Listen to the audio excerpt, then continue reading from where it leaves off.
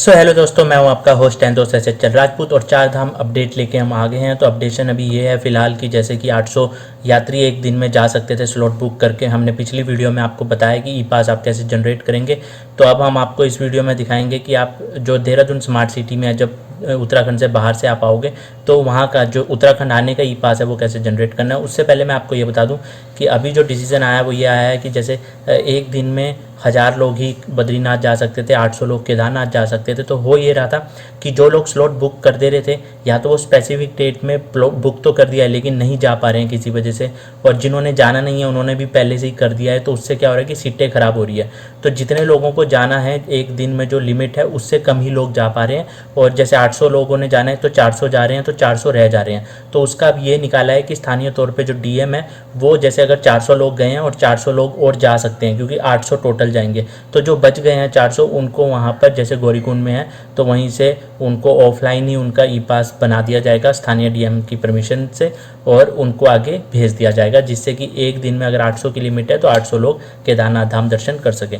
और उसके साथ साथ ये भी है कि अभी जो 27 तारीख को वहाँ पे जो स्थानीय व्यापारी हैं, जो ट्रैवल्स वाले हैं, वो चक्का जाम करने वाले हैं प्रदेश भर में, क्योंकि इससे ये हो रहा है कि उनका लोगों का कारोबार नहीं चल पा रहा है। उनकी डिमांड गवर्नमेंट से ये है कि आपने एक तो 2-3 जगह पे ई पास का कर दिया कि पहले आप देहरादून स्मार्ट सिटी पोर्टल में ई पास बनाओ एंट्री करने के लिए, दैन उसके बाद जहाँ पे भी आपने जाना है उसके लिए अलग से बनाओ, कोविड रिपोर्ट डालो, ये डालो।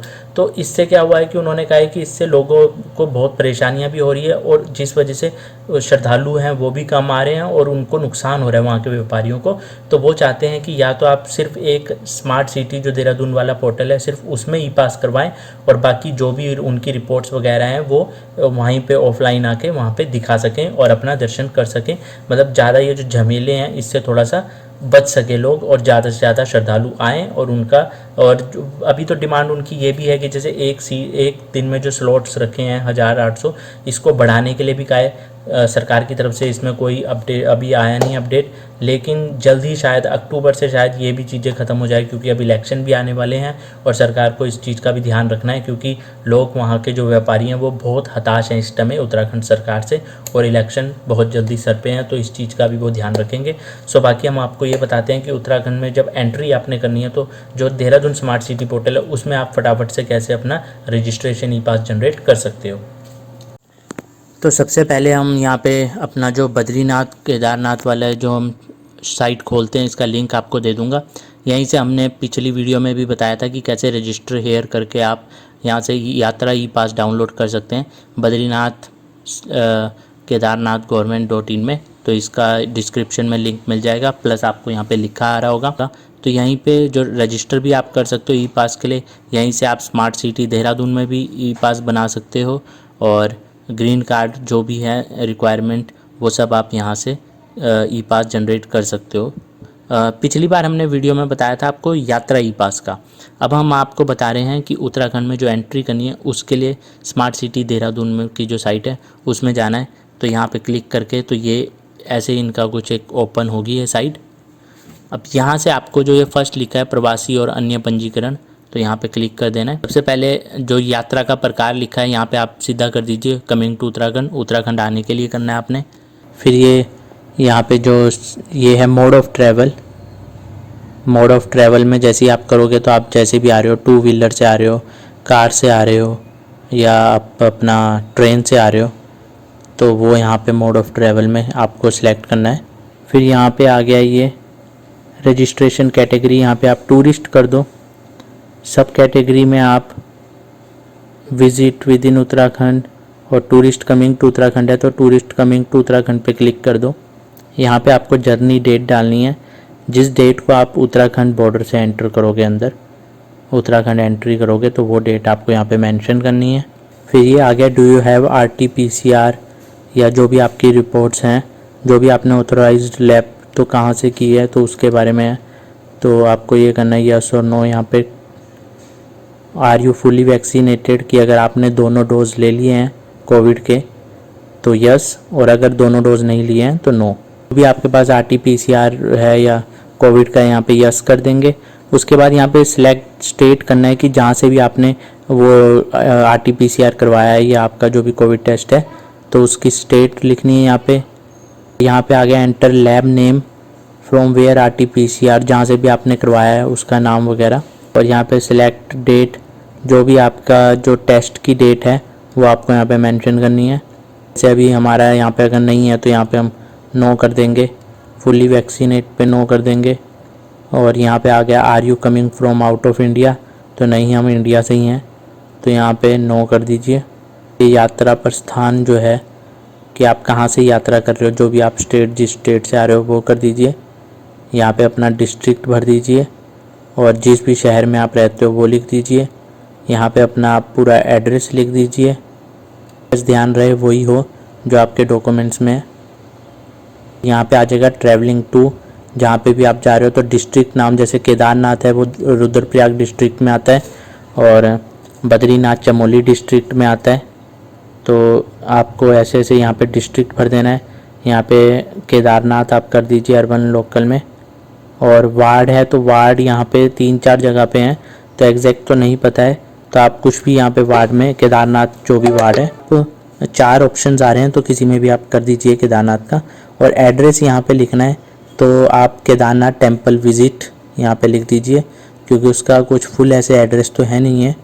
और यहाँ पे बाकी आप अपना जो डिटेल्स हो गई, जैसे आपका नाम हो गया, फादर नेम हो गया, आपकी एज हो गई, फिर जेंडर हो गया, ईमेल एड्रेस हो गया आपका मोबाइल नंबर हो गया, फिर यहाँ पर जो भी आपकी आईडी है, आधार कार्ड, उसका आधार कार्ड का नंबर। फिर यहाँ पे आ गया ये सेकंड ऑप्शन आ गया।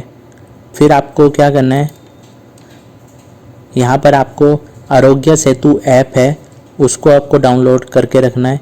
और जो भी उस आप ऐप में आपका जो कलर में दिख रहा है, ग्रीन कलर या अदर कलर है, तो आपको वो यहाँ पे टिक करना होगा, जो भी आपका आरोग्य सेतु ऐप में दिख रहा होगा कलर।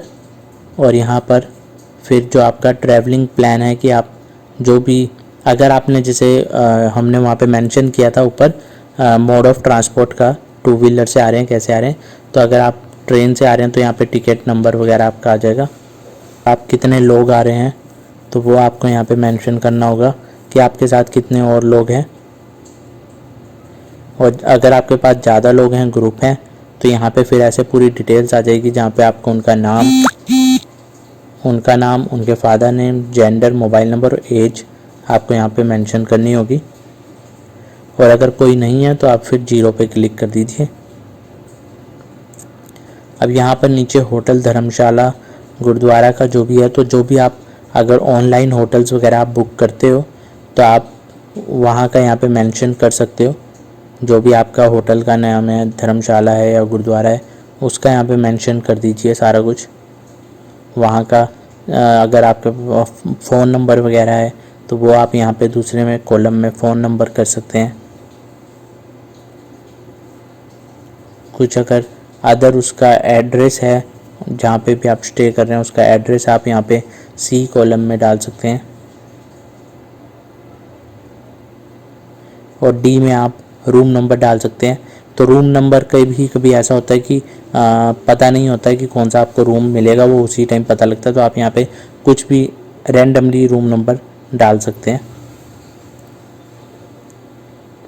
उसके बाद यहाँ पे जो डॉक्यूमेंट अपलोड करना है, तो डॉक्यूमेंट अपलोड करना है जो आपका एड्रेस प्रूफ है, जैसे आधार कार्ड हो गया, जिसमें भी आपका एड्रेस प्रूफ है तो उसकी आपको यहाँ पे कॉपी यहाँ पे करनी है अपलोड।